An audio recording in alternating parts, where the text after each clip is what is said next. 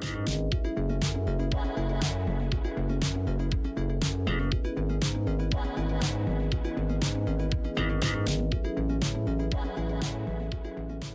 everybody, thanks for joining. Atul Patel here, co-founder and CEO of Orbee. I'm with Carol and Eric from ActivEngage. Thanks for joining me. We're at the Kain 2024 event. It's always fun to get together around this. I feel like it's a balance of vendor networking, which is exactly what we're doing here with integration work, and having these sort of thought leader dealerships come to the table. So introduce yourselves and kind of what you're doing. Carol Marshall, CEO of ActivEngage. I was lucky enough to present yesterday. As you so astutely pointed out, it is thought leadership. It's a thought leadership type conference, and really smart dealers, really smart vendor partners, and I thought the presentations were all well done yesterday and provided some points to really, as I say, noodle and help make informed decisions about moving forward in the ever changing market these days. So excited to be here, excited to talk with you and talk about our integration, but I'll let Eric introduce himself. Eric Schlesinger, I'm the Chief Revenue Officer with ActivEngage. I've been in this crazy business now for, wow, I'm really going to date myself, 34 years. And I agree with Carol. I mean, this is always one of the best events, I think, in the industry. It really, the small uniqueness of it and the people that attend, even from the vendor side, what's interesting is so many of us have known each other for, I've known some of the people that are here for 25 plus years. That's incredible. So it's interesting to look back with some of them in retrospect, like we were just talking here beforehand about, how internet leads used to be delivered to the dealership via fax machine. So kind of counterintuitive, but we've evolved a little bit. When you explain that to the digital natives in our business today, that we had a fax machine for our internet leads, it really crushes their head. Fax machines last longer than ADF lead posts. They might be competing for. And what's interesting is that there are still some places that require you to use fax machines, like doctors' offices, because of HIPAA compliance. As an example, if they don't have an online, secure portal, you can't. They don't email us. They're like fax us. Yeah. Well, let's talk about the speed, because that's a speed thing, in my opinion, and kind of the real-time nature of how the world's gotten. Talk a little bit about ActivEngage and how you guys are so deeply involved in that real-time interaction with the customer. The way we keep it real time is we keep it unscripted. So we have live human agents from the moment someone lands on a dealership website. Our response time is under 20 seconds to start a conversation, and it's unscripted. And so it's whatever's most important to that shopper, that's where the conversation starts. And yet the agents are trained to, let's find out if they have a trade. What is their timeline to purchase? What other vehicles might they be open to? What's the most important thing? Getting the hot button, right? And so we build that relationship usually in a 10, 12-minute conversation. Or if we're scheduling service, it's more like an 18-minute conversation. But that's okay. We don't measure handle time as a KPI for our team. It's all about building that relationship and getting pertinent information. So then the dealership team can respond in the correct way. Today's market will pay a little more for a great customer experience. And how can the dealership team really know how to respond to that shopper if they don't know what's most important to them? Right. So, well, let's talk about, so obviously these are real people that are interacting on the other end, which I think there's still a huge opportunity to have real people. Like there's a lot of talk about AI and all that, and we certainly are big fans of where it's going to eventually go with all the data. But even now, processing the amount of customer journey signals and so forth still takes a human touch. It does, and we're not against AI in any way, shape, or form. But when it comes to the interaction between the dealership and a consumer, when they're purchasing a vehicle, or for that matter, scheduling a service appointment, it's important to remember that human connection. A vehicle purchase, obviously it's the second largest purchase that most of us happen to make. It's the largest emotional purchase, that we make. When you're learning how to sell cars, at least 30 years ago, one of the very first things I was taught as an example is if that customer comes in, they're interested in that silver Honda Accord, or at least that's what they think they want. What is it that we were taught to do? We were taught to take them out to the lot. We were taught to walk them by as many cars as we possibly could on the way to that silver LX Accord that's all the way in the back of the lot. And why was that? Because we know that when they're walking by that red EXV6, two-door coupe Accord, they're gonna be like, I want that car. That's yeah. And you can't get to that point with emotion. Yeah, with the computer. I mean, it's kind of like when we see the conversation that comes in and the customer sits there and says, I need to get a new car. My daughter was in a really bad car accident last night. The vehicle, was totaled. And the AI's response typically is, oh, that's really great to hear. Yeah. Yeah. And we're working with an AI company to develop an assistant for the agent. For the agent, right. Yeah. So it's sort of and that's a big area of kind of how we implement AI at Orbee. We started first as tools for employees, right? Employees that have earned it, right? So you can't cheat your career with it. And then the next level is how do we implement AI as software support to our customers, our dealerships? Sure. And then maybe in the future it starts to interact with the consumer. Possibly, Because there's that technicality that you could say something insensitive and whatnot. But going back to the emotional nature of car buying and sort of walking the lot, that sort of makes me think about VDP views, right? And the fact that you have these journeys that we see that span so many price ranges. It's one person looking at a wide set of vehicles. You can almost signal that this person's a window shopper, or they're undecided, or they're transitioning from a minivan to a SUV and they're not sure. I mean, I'll be honest, I'm thinking about a bigger vehicle and there's like 6 big options, right, to pick from.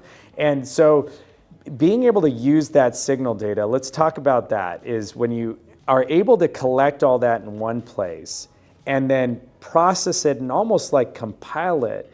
Talk to me about how agents have these sort of cheat codes, if you will, these summary UIs, to be able to process that and speak to the person about it. It allows them to see that shopper. Yeah. I know who you are. I know you started here and now you're way over here.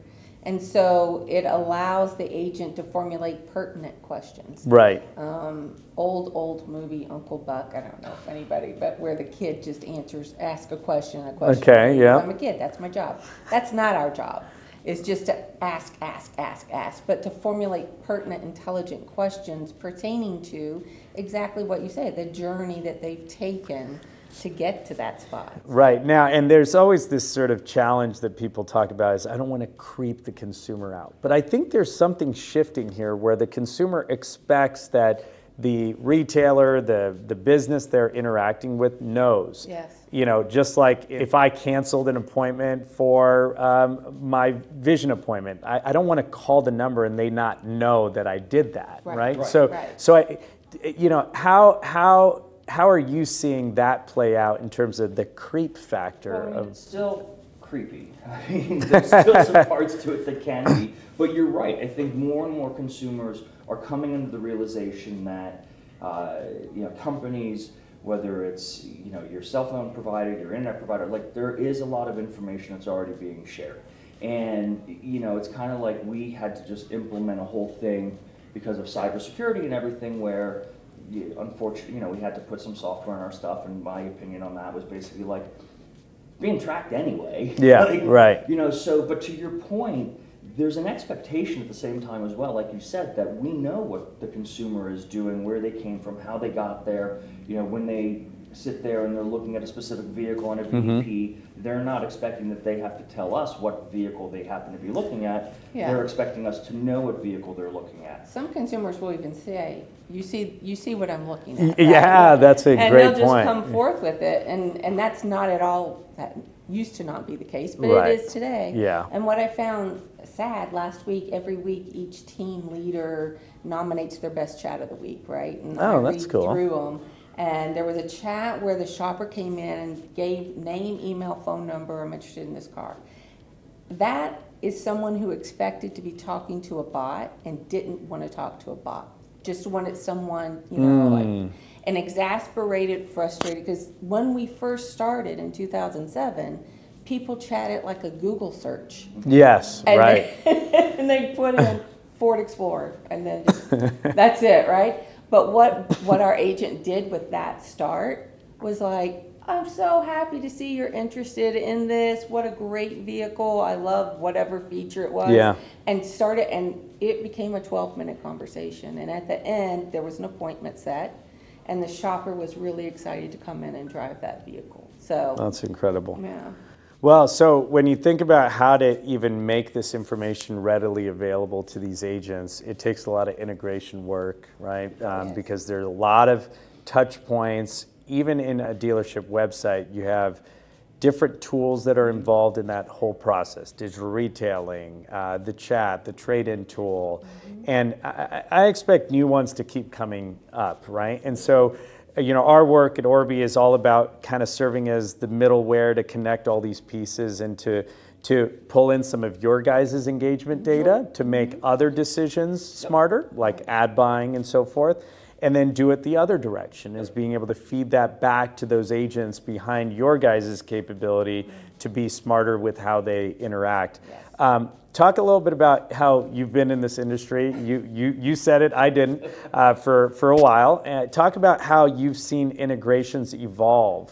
Oh, I mean, it's remarkable. I mean, we sit there and we talk back about the beginning of the internet days and the different companies and how a lot of them went out of business in 1999 and stuff like that. And I was even describing to somebody yesterday how with some of the older lead providers like Cars Direct, which was owned by Dell Computers and so forth, and how I had to have 3 different computers To on receive my those desk leads. in order to receive the leads because they were specific to that lead provider, and they wanted you to have to be using that piece of equipment. You couldn't do anything else on it, and so there's all of this more like open, somewhat more of like an open platform aspect of things these days, where we look at companies like Orbee as being one of those places that helps dealers sit there being able to make those decisions based upon the different types of things that they're doing. The eagerness as well for other companies to go and to integrate with us or allow us to be involved with them as well has really made it a lot different, because if you go into the past, companies were like, no, this is my stuff. If you want this, then you can buy it from me, but we're not going and doing that with somebody else. Yes. Or you even had some of the companies being like, you don't own the data, Mr. Dealer, we own the data. And so there's been a lot of shifting and changing in how all of that is, and then obviously with the advent of CDPs, with the advent of all of these different ways to really look at consumer behavior and consumer what they're doing and their journeys and everything else, it's remarkable how much we can know about what that customer is actually doing. It kind of goes back, I'm sure you've heard of it, there was that whole Target thing that happened a couple of years ago where Target knew that the woman was pregnant before the dad knew that the woman was pregnant.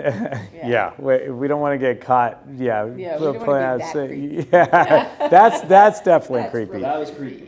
Yeah, no, but that's a great point. And then in terms of just the vastness of the amount of data that's being produced by all of these tools, I think we're still in the first inning of this, where once we pull it all together, we're going to now see how much there is, and then we're going to say, well, what can we do with all of this? Right. And we've already seen activation around cross-channel, using chat as a means to engage abandonments, right? You're going down a scheduler, you abandon at step 3 because, I always abandon at step 3, to be honest, right? Because they're like, well, which of these do you want? And I'm like, I'm not sure. I should phone my dad or something, right? And so basically, the ability to do these sort of cross-system engagement sort of call to actions and triggers, that's really when it gets exciting, Yes. you know? I mean, it does, and you brought up the whole server scheduling side of things, and which is a really interesting one because we do integrate with a bunch of the different online server scheduling Yeah. programs. And one of the things that we ended up recognizing was when we schedule the appointment for the consumer versus them scheduling it themselves, that we see a 17% increase in the show. Okay, yes, And yeah. we determined after some time that that's because that consumer, different than you're talking about the eye doctor appointment, that the consumer had a conversation with a person, and therefore they feel more compelled to show up for that appointment I versus love if that. they just did it themselves. I love that. The Yeah. RO's dollars were up as well, $60 on average. Yeah, that's where the impact, right? Because dealers definitely are hearing a lot about integrations and data, Yeah. and it's hard to sort of translate that to the dollars. Yeah, it's what's in it for them. Yeah. And data's great, but what does it mean? And is it good? And how, now that we're collecting the data and really looking at it, you've got to analyze it and Yeah. help make it make sense. So, Absolutely. Well, that's the work that we have cut out for us in our integration together, and really excited. And it just going back to what you were saying about fax machines or 3 screens. I think I still see restaurants do that now. They've got their Uber iPad, their DoorDash Yes. iPad, Yeah. and so maybe our industry is kind of on the cutting edge Yeah. more than we Maybe expect. that's the you next know. vertical for work. We have enough work set out in automotive. But yeah, anyway, thanks for joining on this Thanks for having conversation. us. All right. We're continuing Thank to you. look forward towards the integration and going deeper and deeper with that with you guys. It's exciting for us as well, and thanks for including us in all right. of this too.